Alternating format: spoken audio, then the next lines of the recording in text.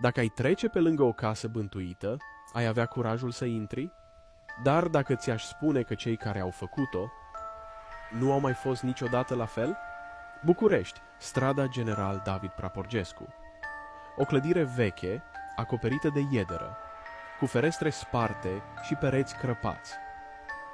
Casa Diavolului. Legenda spune că, în urmă cu 10 de ani, 3 femei au fost ucise aici în circumstanțe misterioase. Nimeni nu știe exact ce s-a întâmplat. Doar că sufletele lor nu și-au găsit niciodată liniștea.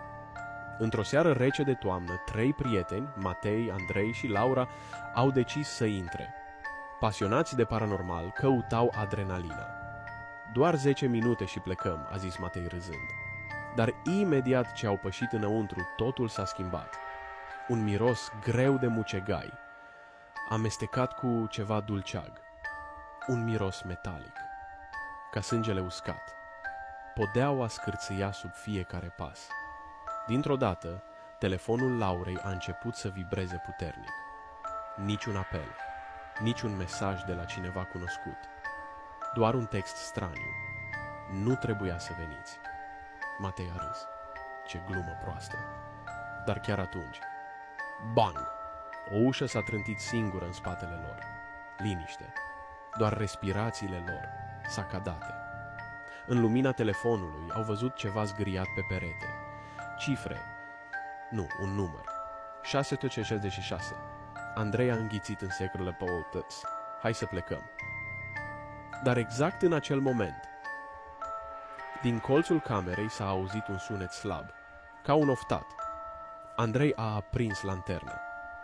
Pe podea, urme ude. Urme mici, ca și cum cineva desculț tocmai trecuse pe acolo. Cineva e aici, a șoptit Laura. Matei a încercat să pară calm. Sigur, ne face cineva o farsă.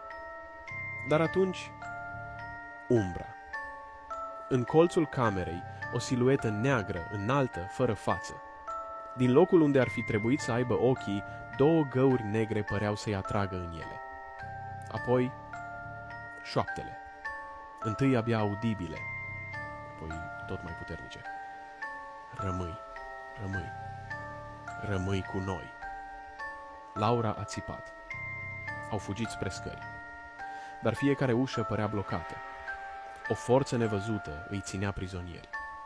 Laura s-a împiedicat și a căzut. Și atunci a simțit. O mână rece. Pe încheietura ei. A urlat.